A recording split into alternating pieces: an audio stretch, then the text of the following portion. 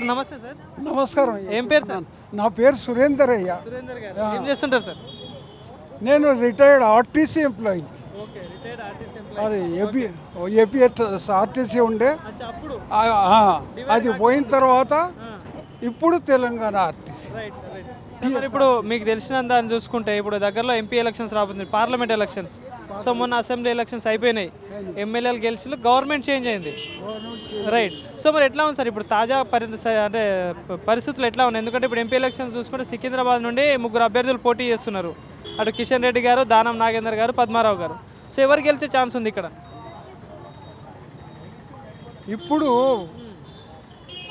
ఎవరిని అభ్యర్థి నిల్చున్నా కానీ ఆ అభ్యర్థి సక్సెస్ఫుల్ వర్క్ చేయాలని అంటే పైన ఉన్న వాళ్ళ ఫీల్డ్ బాసెస్ వాళ్ళు సక్రమంగా ఉంటే వీళ్ళు కూడా సక్రమంగా ఉంటారు. ఎందుకంటే వీళ్ళు కావాల్సినవి వాళ్ళు అందిస్తారు, వాళ్ళ హెల్ప్ తీసుకొని వీళ్ళు చేస్తారు. దాని మీదనే ప్రజలకు ఒక హామీ ఇస్తారు. మనోభావాలు కూడా వాటి మూలంగానే వాళ్ళవి నెరవేరుతాయి. ఓకే, అది దాన్ని బట్టి చూస్తే ఇప్పుడు మోడీ గారి దేశం యొక్క ప్రగతి చింతన, చైతన్యం, ఈ స్వరూపం, దేశం యొక్క స్వరూపం ఏ రూపంలో ఉండే ఏ రూపంగా మార్చిండు ప్రజలని, ఆ మార్పుతో ఏ రూపంగా సంతోషపెడుతున్నాడు, దాన్ని అంతా బట్టి చూస్తే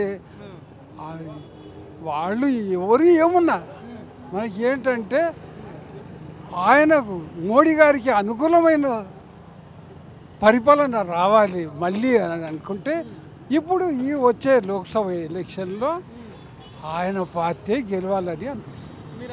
మేము ఇక్కడ కిషన్ రెడ్డి గారు ఉన్నారు, సో ఆయన గెలవాలి.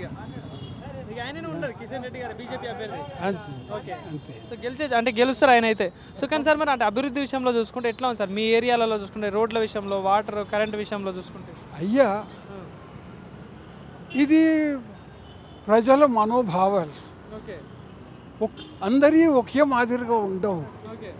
కానీ మనం మ్యాక్సిమంగా చూడాలి ఎవరు బాధపడుతున్నారు, ఎవరు మూలంగా బాధపడుతున్నారు, ఎవరు అని అది చూసిన తర్వాత దాని యొక్క నిర్ణయం చెప్పాలి.